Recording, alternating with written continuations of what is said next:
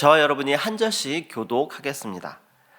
사람들이 예수께서 만져주심을 바라고 어린아이들을 데리고 오매 제자들이 꾸짖거늘 예수께서 보시고 노하시어 이르시되 어린아이들이 내게 오는 것을 용납하고 금하지 말라. 하나님의 나라가 이런 자의 것이니라.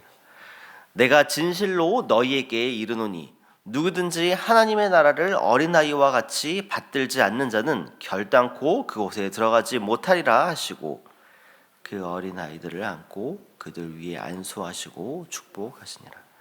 예수께서 길에 나가실새 한 사람이 달려와서 꿇어앉아 묻자오되 선한 선생님이여 내가 무엇을 해야 영생을 얻으리이까? 네, 어찌하여 나를 선하다 일컫느냐? 하나님 한 분 외에는 선한 이가 없느냐? 내가 계명을 안 하니 살인하지 말라, 간음하지 말라, 도둑질하지 말라, 거짓 증언하지 말라, 속여 빼앗지 말라, 내 부모를 공경하라 하였느니라. 그가 여짜오되 선생님이여 이것은 내가 어려서부터 다 지켰나이다. 예수께서 그를 보시고 사랑하사 이르시되 내게 아직도 한 가지 부족한 것이 있으니 가서 내게 있는 것을 다 팔아 가난한 자들에게 주라. 그리하면 하늘에서 보화가 내게 있으리라. 그리고 와서 나를 따르라 하시니 그 사람은 재물이 많은 고로 이 말씀으로 인하여 슬픈 기색을 띠고 근심하며 가니라. 아멘. 안녕하세요. 평안한 한 주 보내셨나요? 이제 날씨가 이제 사실 좀 추워졌다 따뜻해졌다 계속 날씨가 반복하고 있는데요. 곧 있으면 이제 봄이 올 것 같습니다. 이제 마지막 겨울을 보내고 또 따뜻한 봄을 맞이하는 이 길목에 있는 상황 가운데서도 그 어떤 상황 가운데서도 하나님을 더 의지하며 하나님께서 주신 또 은혜 가운데에 깊이 거하시는 우리 성도 여러분들 되시기를 소망합니다. 오늘 우리가 읽은 본문은 마가복음 10장 13절부터 22절까지의 말씀을 우리가 함께 읽었습니다. 오늘 본문은 두 가지의 내용을 담고 있습니다. 하나는 앞부분 13절부터 16절까지의 말씀 속에서 어린아이와 하나님 나라에 대해서 예수님께서 말하고 계십니다. 그리고 17절부터 22절까지의 말씀 속에서는 재물이 많은 사람의 근심에 대해서 말하고 있습니다. 이 두 가지의 내용 속에서 마가복음의 저자인 마가는 하나님 나라에 어떤 사람이 들어갈 수 있는지에 대해서 말하고 있습니다. 오늘 말씀을 통해서 예수님께서 말씀하시는 하나님 나라에 대해서 살펴보기를 원합니다. 오늘 말씀을 시작하면서 13절 말씀에는 사람들이 예수님이 만져주심을 바라고 어린아이들을 예수님께 데려오고 있습니다. 이전에 예수님께서 안수를 통해서 치유의 기적을 보여주셨던 그것을 알고 또 그와 같은 기대를 가지고 예수님께 아이들을 데려오는 것이라 여겨집니다. 그러자 제자들은 예수님께 나아오는 이들을 제지하면서 오히려 꾸짖는 것을 볼 수 있습니다. 아마도 예수님의 사역에 어린아이들이 방해된다고 여겼을 수도 있을 것 같습니다. 그런 생각을 가지고 부모와 어린이들을 꾸짖었던 그 제자들의 태도는 오히려 예수님께서 제자들을 꾸짖게 만드십니다.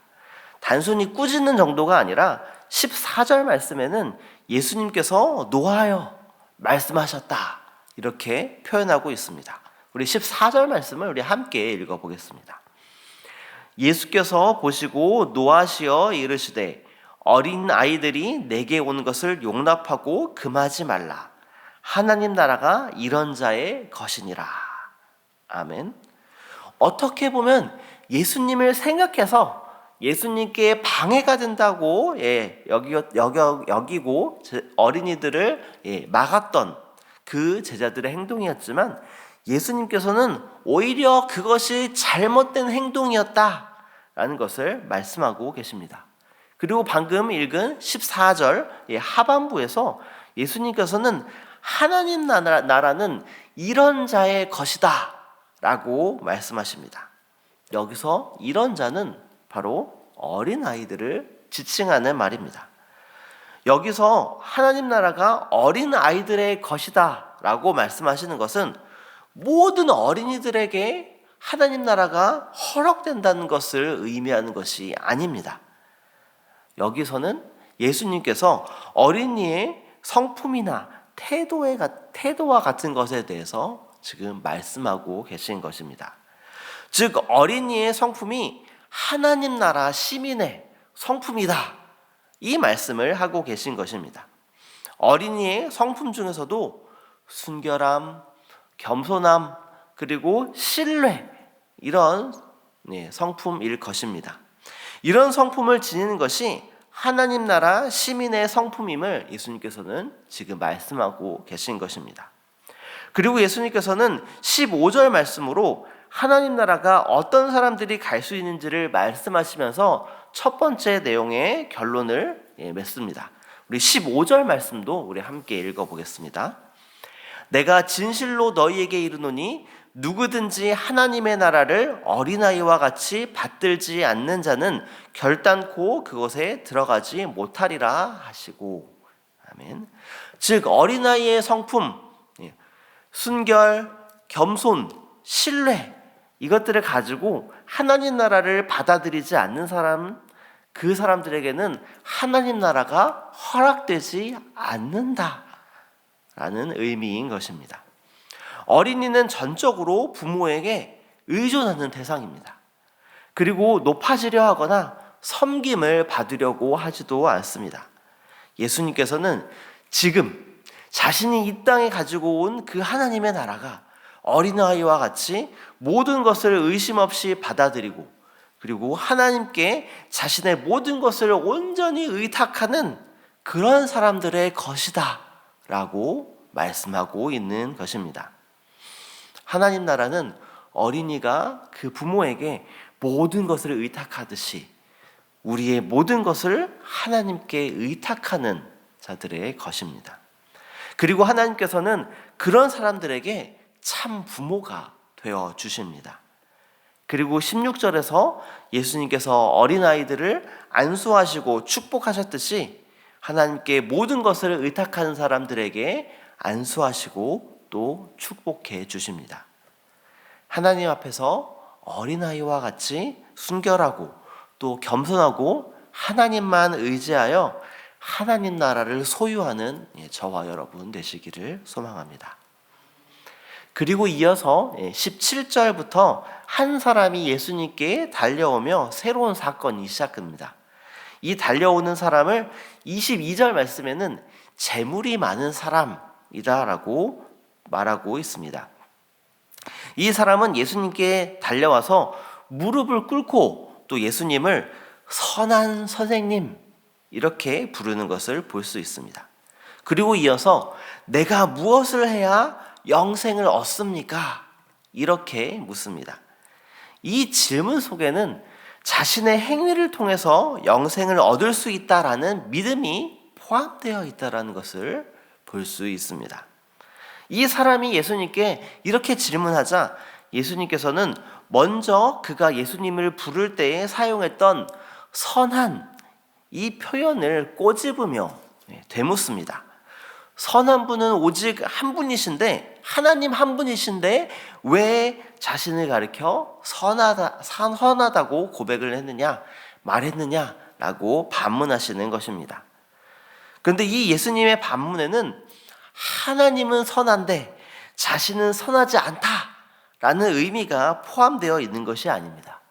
궁극적으로 선한이라는 말을 꼬집는 것이 아니라 그 사람이 예수님을 지칭했던 선생님에 대해서 꼬집는 것입니다.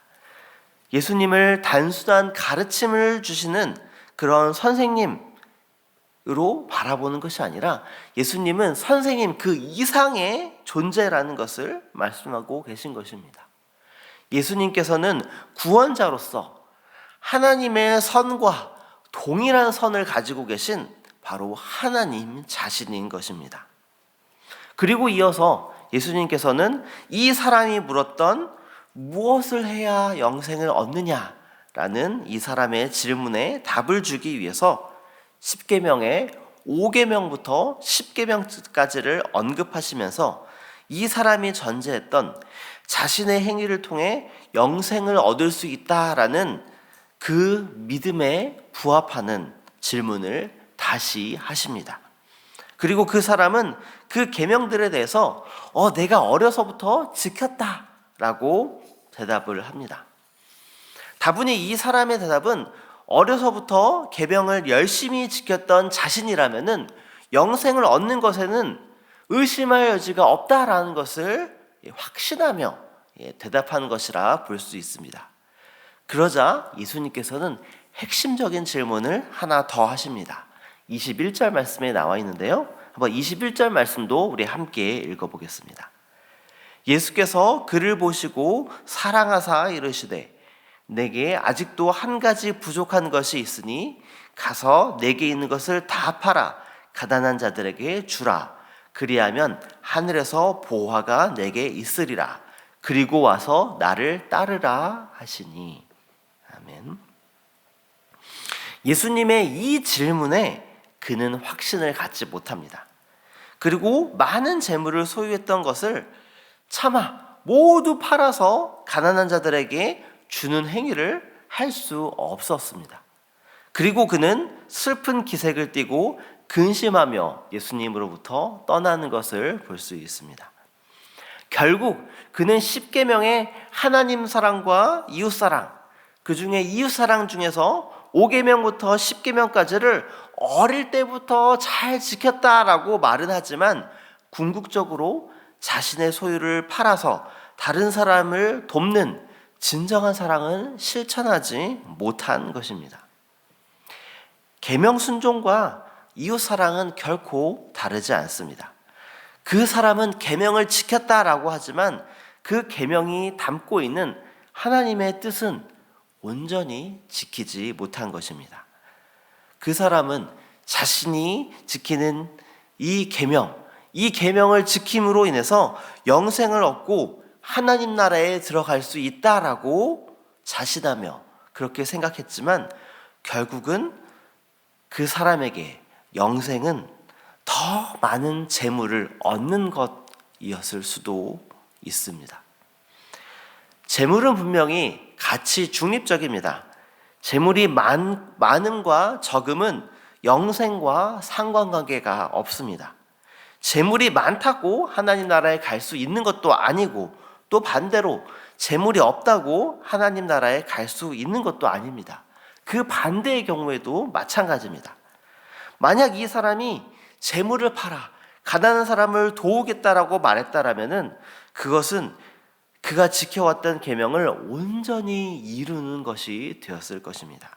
그리고 그 실천에 대해서 예수님께서는 분명히 칭찬하셨을 것입니다.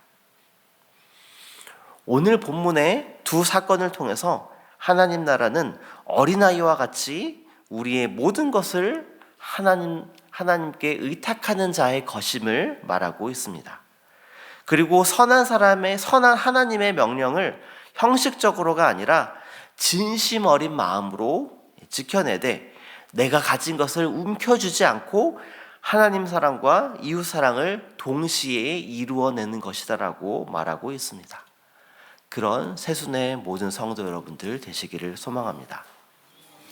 그러나 우리가 이웃 사랑을 통해서 하나님께서 주신 그 계명들을 지키는 것 아주 중요합니다. 그러나 그 행위가 우리의 모든 것이 되어버리고 우리가 영생을 얻는 수단이 되어버린다면 우리 또한 이 재물이 많은 그 청년의 모습과 다르지 않을 것입니다. 오직 하나님만을 신뢰하고 어린아이와 같이 모든 것을 하나님께 의탁하지만 또 하나님께서 우리에게 위임해 주신 재물들을 하나님과 하나님을 사랑하는 다른 사람들에게 보여주는 그 사랑의 실천으로 사용한다라면은 그것은 하나님께서 참으로 기뻐하시고 또 하나님께서 인정하시며 하나님께서 복 주시는 그런 인생이 될 것입니다. 그런 삶을 살아가는 저와 여러분 되시기를 소망합니다. 오늘 말씀을 가지고 또 또 이 자리에 가지고 나온 각자의 기도 제목을 가지고 우리 함께 기도하도록 하겠습니다.